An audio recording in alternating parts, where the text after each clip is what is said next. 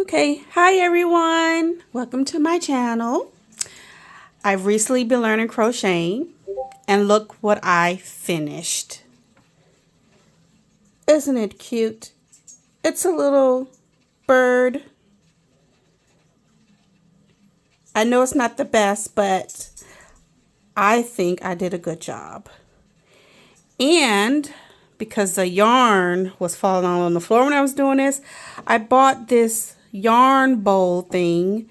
And you put that in there like that in the little hole, and then it just pulls the yarn without the yarn falling all on the floor. Look how cool it looks. And it came with this crochet needle thing. I like it. Thanks. Bye, guys.